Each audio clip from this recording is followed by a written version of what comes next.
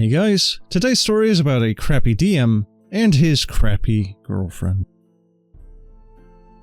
Oh boy, I don't even know where to begin. So, I was kicked out of a homebrew campaign that was being ran by one of my longtime friends recently. The campaign was a train wreck on many levels. Entire sessions spent in a tavern with nothing happening, the party constantly splitting up, which I'm partially guilty for as I actually voted in favor of this, as a way to get away from the DM's girlfriend's character. There was also an uninteresting and convoluted plot with literally no bad guy, horrifically slow pacing, horrific PC synergy, the DM refusing to accept any kind of criticism, etc.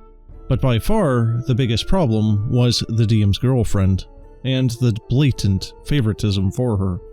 The cast of characters are myself as a warrior, the artificer, who was the DM's girlfriend, the bard, who was just another player, the rogue, who was the DM's character, which he supposedly added as a sidekick to the bard, because the bard had a very bare-bones backstory. And then there was a monk, who isn't mentioned much, mostly because he kept to himself, and sometimes desperately tried to hurry the artificer along. She was supposed to play a lawful neutral artificer, a scholar by her own description, who doesn't fight if she could avoid it. Now, that in of itself isn't wrong.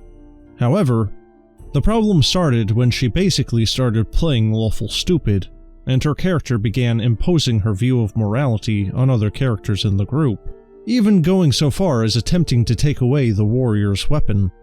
Incident 1. This happened on the second session. The artificer was wearing a piece of jewelry, an heirloom from her people, and she got hit in the head during a battle, and the piece of jewelry got broke. My warrior found it, picked it up, and what I thought was a nice gesture, brought it to a local jeweler to have it repaired. However, it turned out that the jeweler was a bit of a crook, and tried to charge my warrior 2,000 gold coins for the repairs, which is a ludicrous price for relatively simple repair work. We obviously didn't have that much gold already on the second session, so I rolled to intimidate the jeweler for a fair price. The roll succeeded, and the jeweler agreed to repair the heirloom for 20 gold, which my character paid and gave the heirloom to the artificer. And instead of thanking him, the artificer took the heirloom and hit my warrior over the head, to which the DM did nothing, and this little tidbit will be important later. She then apologized to the jeweler on his behalf, without my character's consent. Incident 2. We had captured a lone enemy after a battle, and my warrior decided that he was going to torture the prisoner for information, because it was important for the quest that the party was currently on, and the artificer had failed her persuasion check. The artificer started freaking out, screaming that she would not allow it. She then attempted to take away my warrior's weapon. My warrior, being annoyed at this, attempted to hit her to get her off him, reasoning that no warrior worth anything would ever allow somebody to take his weapon away willingly, to which the DM freaked out now, and stopped me and said that there would be no PvP of any kind, despite the artificer hitting other PCs on more than one occasion before. The session ended and the group met to discuss the incident, or so we thought. In reality, the DM just gathered us to inform us that his girlfriend was not okay with PCs interrogating NPCs, and that from now on, everyone was going to get one veto power every session, which they could use to stop another player's action. Myself and one other player strongly disagree with this idea, because it essentially gives players absolute power over others, and I threatened to leave if this was implemented. So the DM relented after about 2 hours of arguing. To add to this, I now realize that some people are not okay with torture, and I should have asked out of character if it was okay. This was my mistake. In the meantime, the artificer insulted my warrior and the bard, and belittled our characters with increasing frequency, while at the same time constantly complimenting and being uncharacteristically friendly with the other two party members. When the players called her out on it, her response was that her character is doing it jokingly, and if they cannot handle it, then that's their problem. Incident 3. A rather liked NPC was arrested on mostly fake charges. He was the city guard captain with a bit of a the ends justify the means outlook. Nothing serious, but he does skirt the law a little bit to make sure the serious criminals are brought to justice. A court session ensued, and the DM hinted that the fate of the captain will be pretty much depending on the testimony of the party. 3 out of the 5 players agreed that we would try to get the captain cleared, while the DM's girlfriend exclaimed out of character that hers was not going to lie in court no matter what happened. I was quite done at this point with her antics, and yell at her to please stop playing lawful stupid. The DM right away jumped to her defense, saying that she can play her character any way that she wants. Incident 4. The party travels with a luxury carriage, specifically for the artificer because she's not a fighter and has a lot of luggage. The party attempted to ditch the carriage on numerous occasions, but the DM would not allow it, and tended to explode at even the mere suggestion of it. My warrior is the one that drove the carriage because he had the highest score, but unfortunately, I rolled a natural 1. As such, the wheel of the carriage got broken, and the artificer now had to repair it. All the while being increasingly angry at my warrior and the bard, despite the fact that we are dragging the carriage with us only for her in the first place. After the wheel was fixed, the artificer sat next to the rogue. And to add to this, yes, the DM had his own character following the party around, which was another red flag that I shouldn't have ignored. And she attempted to hire the rogue to assassinate the warrior and the bard. The DM had also been bullying the bard in character with his rogue for quite some time now, because the DM didn't like it that the bard did not have a deep background story. So, the rogue responded that they could kill the bard, but the warrior would be too powerful. So now, the DM and his girlfriend were discussing which PC they should kill in character. How charming. The final incident. The bard and my warrior got drunk, and had a fish fight in the local market. Nothing serious, but the guards were probably looking for them now. My warrior got into the carriage to hide and sober up, and the bard disguised himself, but my warrior obviously didn't have that option. The artificer barged in and kicked him out, saying that she needs something from the carriage, to which my warrior just told her to leave him alone, and that he just wanted to get sober in peace. So she responded with, "When you can get sober in the gutter, just like all the normal drunks."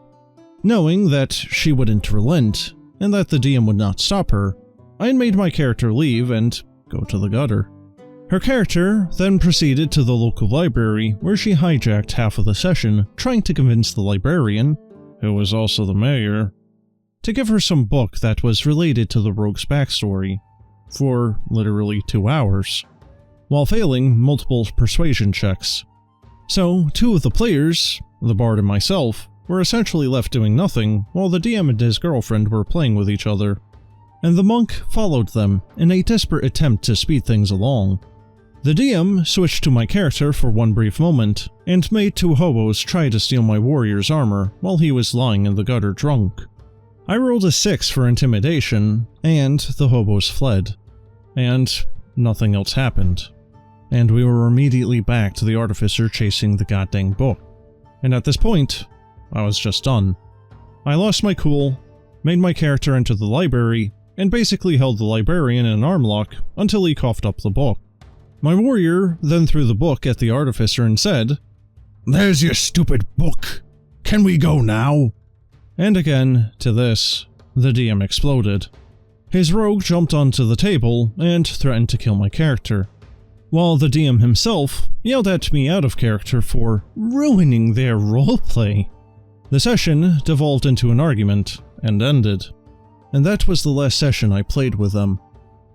After that, we had a 4-hour-long discussion, which started with the DM listing the positive and negative traits of his players, and when it came to his girlfriend, he had nothing but praise. The only negative trait that he listed was that she got overly excited and enthusiastic sometimes. The rest of the discussion was basically me desperately trying to make him see that his girlfriend was in fact the sole cause of 90% of the problems in the campaign, to no avail. I suggested that we all rework our characters to make them work better as a team, reword the campaign, and at least add a villain to give the party focus. I even suggested that we could take turns DMing, which his girlfriend right away rejected. The DM simply kept shifting blame onto me, accusing me of being a problem player, and that I refused to compromise, and then asked me to leave the table, which I gladly did, as I wasn't planning on continuing this dumpster fire of a campaign anyway. Alright guys, I don't really know where to begin with this, but I suppose I'll try to go a little bit in a chronological order in what I remember. So first off, I don't know if this person thought that the D&D game was just anime because she kept hitting people upside the head, but that seems to be a very anime weeby thing that has been in a couple of other stories before. Another point is that the OP should have left in the initial 2-hour conversation that he had with the DM on not having veto powers. That's a major red flag there, and that's just a waste of time. He could have gone and done something else, like sleep. His time would have literally been better spent sitting at a wall and watching paint dry. But speaking of the DM, he was a massively hypocritical ass. He wouldn't allow the OP to just knock the artificer off him, but then he not only tries to plot to assassinate one of the PCs with his DMPC with his girlfriend, but also threatened to do it. The OP says that the girlfriend was 90% of the problem. I disagree. She was a lot of the problem, but most of this I think goes down to the DM.